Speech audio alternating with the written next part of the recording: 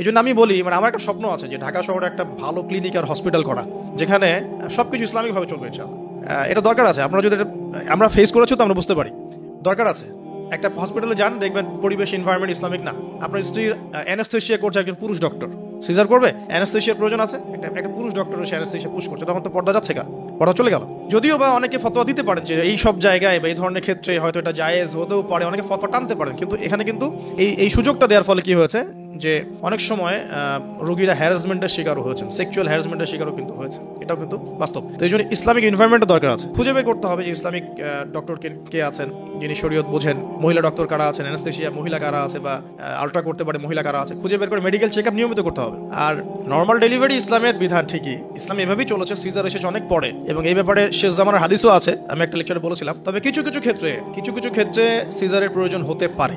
যেমন ধরেন মায়ের রক্ত স্বল্পতা, অন্য জটিলতা দেখা দিয়েছে, হ্যাঁ, সন্তানের পজিশনে জটিলতা দেখা দিয়েছে, উল্টো সন্তান আছে, মাথা এদিকে পা ওদিকে, কিছু জটিলতা হতে পারে। আবার অনেক সময় মায়েদের কিছু খিচুনির প্রবলেম হয়, ডক্টররা ভালো বুঝতে পারবেন। তবে এখানে দেখা যায় সাইকোলজিক্যালি অনেক সময় ডক্টররা কি করেন, রোগীদের সাথে একটু সাইকোলজিক্যাল চর্চা শুরু করেন আর কি, ভয় দেখানোর একটা প্রবণতা দেখা যায়। পরে আমরা বলি আচ্ছা ঠিক আছে করে ফেলেন। তো এখানে একটা বিজনেস জড়িত আছে, আপনারা খুব ভালো করেই জানেন এখানে একটা বিজনেস জড়িত আছে। আর যখন একটা মায়ের একটা সিজার হয়ে যায়, পরবর্তী বাচ্চাগুলো কিন্তু নর্মাল হওয়া খুব ডিফিকাল্ট, এবং তার সারা জীবন একটা হ্যাসেল তাকে পোহাতে হয়।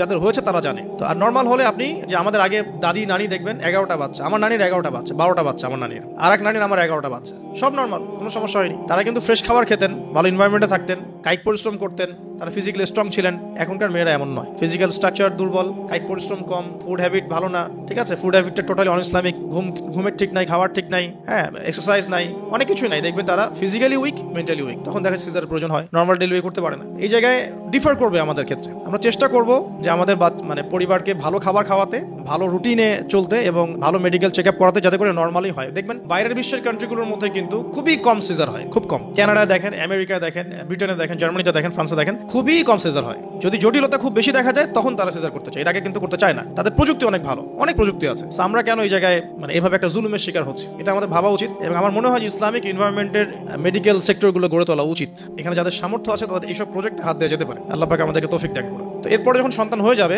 প্রথম কাজই দেখবেন সন্তান হওয়ার পরেই তাকে নিয়ে হইহুল্লাহ শুরু হয়, হ্যাঁ, টানা হেঁচড়া, এটা ওইটা, কি বলবো, অপারেশন থিয়েটারে অহেতুক কথাবার্তাগুলো হয়, এই কথাগুলো সন্তানের কানে প্রবেশ করে। অথচ সুন্নাহ হচ্ছে সন্তান হয়ে গেলে তাকে নিয়ে আল্লাহর কাছে দোয়া করার পর তার কানে আল্লাহু আকবার, আল্লাহু আকবার, আশহাদু আল্লা ইলাহা ইল্লাল্লাহ, আমরা যে আযান দিই আশহাদু আন্না মুহাম্মাদুর রাসূলুল্লাহ, এটা কানের মধ্যে শোনানো, এটা একটা সুন্নাহ, গুরুত্বপূর্ণ সুন্নাহ। তারপর তাকে তাহনিক করা উচিত। তাহনিক তো আমরা উঠেই গেছে সমাজ থেকে, তাহনিক আবার কি জিনিস? ডক্টররা তাহনিক শুনলে আটকে উঠবে। তাহনিক হচ্ছে যে কোনো আলেম, কোনো বুজুর্গ, যিনি পরহেজগার, আল্লাহওয়ালা, মারিফতওয়ালা মানুষ, তিনি খেজুর বা কোনো মিষ্টি জাতীয় মধু, খেজুর, এই টাইপের কিছু একটু চিবিয়ে বাচ্চার জিহ্বার মধ্যে একটু খালি লাগিয়ে দিবে, এটা তাহনিক সুন্নাহ। তো এখন মুখে তো জর্দার, পান আর সিগারেট, তো এই মুখ দিয়ে তো তাহনিক হবে না, হবে?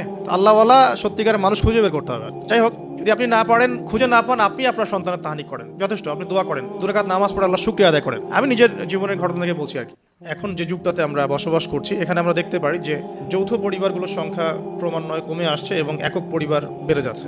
এবং একক পরিবারের মধ্যে আগের মতো শান্তি, শৃঙ্খলা, স্থিতিশীলতা, হৃদ্যতা, ভালোবাসার বেশ ঘাটতি দেখা যাচ্ছে আর কি। এবং ম্যাক্সিমাম পরিবারে দেখা যায় সন্তান প্রতিপালনের ক্ষেত্রে আমরা এমন একটা প্রজন্মকে তৈরি করছি যে প্রজন্মর হাতে কোরআন এবং সুন্নাহ নাই, এবং যে প্রজন্ম কোরআন এবং সুন্নাহকে হাতে নিয়ে চলমান বিশ্বের সংকটগুলো মোকাবেলা করতে পারছে না। তো এই সময়ে সবচেয়ে গুরুত্বপূর্ণ একটা টপিক হচ্ছে ইসলামিক প্যারেন্টিংস, কিভাবে আমরা সন্তান প্রতিপালন করব। আমরা এখানে প্রোটেস্ট্যান্ট ভার্সনে গতানুগতিক প্যারেন্টিংস এর কথা বলছি না। প্যারেন্টিংস দু প্রকার যাওয়ার আগে এটা জানা দরকার প্যারেন্টিংস অর্থ কি। প্যারেন্টিং অর্থ হচ্ছে সন্তান প্রতিপালন করা। তো সেকুলার কনসেপ্টে যারা আমরা বিশ্বাসী, তারা বিশ্বাস করেন যে একটা সন্তান জন্ম লাভ করার পরে তার ভালো খাবার, ভালো পোশাক, ভালো বাসস্থান, হ্যাঁ, ভালো স্কুল, ভালো কলেজ, ভালো বিশ্ববিদ্যালয়, ভালো জব, ভালো চাকরি, এগুলো হচ্ছে একটা সন্তান প্রতিপালনের মৌলিক বিষয়। এটা তাদের কনসেপ্ট। এখানে পরকালীন স্বার্থ খুব একটা প্রাধান্য পায় না। সন্তান ম্যাথামেটিক্সে কত পাচ্ছে এটা তাদের কাছে ইম্পর্টেন্ট, 5 ওয়াক্ত নামাজ ঠিক মতো পড়ছে কিনা এটা তার কাছে ইম্পর্টেন্ট নয়। এটা হচ্ছে একটা মানে কনসেপ্ট অফ ভিউ। তাদের সংখ্যা কিন্তু কম নয়, বরং সেকুলারদের সংখ্যাই কিন্তু সমাজে বেশি। আমি গত লেকচারে বলেছিলাম যে বর্তমান ওয়ার্ল্ডে 3টা মৌলিক আদর্শ চলছে আর কি। একটা হচ্ছে এলিমিনেশন বা এলিমিনেট করা, দ্য কনসেপ্ট অফ গড বা ইসলাম, আল্লাহর যে দর্শন, আমি আল্লাহ বলতে এখানে গড বোঝাচ্ছি না, আমি শুধু অনুবাদ করার ক্ষেত্রে এই শব্দটা প্রয়োগ করলাম। কনসেপ্ট অফ গডটাকে এলিমিনেট করা হচ্ছে সারা ওয়ার্ল্ড থেকে এখন আর কি। ওয়ার্ল্ডের মধ্যে যে দর্শনগুলো চলছে, প্রথম দর্শন যেটা ছড়িয়ে দেওয়া হচ্ছে সারা বিশ্বে, এটা হলো the elimination of concept of god. আল্লাহর বা গডের যে অস্তিত্ব, এটাকে এলিমিনেট করা হচ্ছে। মানুষকে দিন দিন নাস্তিকতার দিকে প্রলুব্ধ করা হচ্ছে, এটা একটা। সেকেন্ড হচ্ছে মেটেরিয়ালিজম বা বস্তুবাদিতা। আমাদেরকে বোঝানো হচ্ছে, শেখানো হচ্ছে যে আমরা এই দুনিয়ার জন্যই বাঁচবো, পরকালের কথা পরে চিন্তা করা যাবে। দুনিয়ার ভোগবিলাস, চাকচিক্য, আমাদের ব্যবসা বাণিজ্য, আমাদের স্ট্যাটাস, বাড়ি গাড়ি, পলিটিক্যাল পাওয়ার, এগুলোই সবকিছু। পরকালটা পরে। পরকালকে মুখ্য ভেবে দুনিয়াকে করব এমন আদর্শ খুব একটা দেখা যাচ্ছে না। আর তৃতীয়টা হচ্ছে চ্যালেঞ্জ ছুড়ে দেয়া, মানে চ্যালেঞ্জ থ্রো করা। কার বিপক্ষে?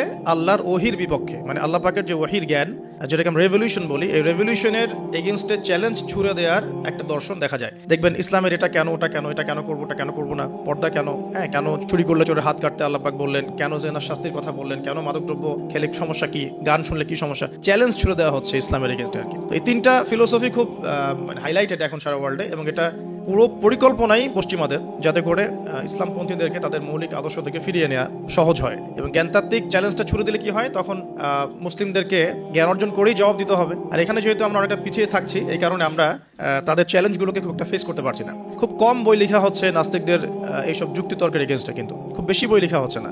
বরং আমরা বেশি সময় নষ্ট করছি ইখতিলাফি মাসআলাগুলোকে নিয়ে। ঠিক আছে, পশ্চিমাদের অনেক চ্যালেঞ্জ আছে। পলিটিক্যাল চ্যালেঞ্জ তারা করেছে ইসলামের এগেনস্টে, ইকোনমিক চ্যালেঞ্জ করছে, জ্ঞানতাত্ত্বিক চ্যালেঞ্জ করেছে, ফিলোসফিক্যাল চ্যালেঞ্জ করেছে, এবং শিক্ষাক্ষেত্রে অনেক চ্যালেঞ্জ তারা ছুড়ে দিয়েছে।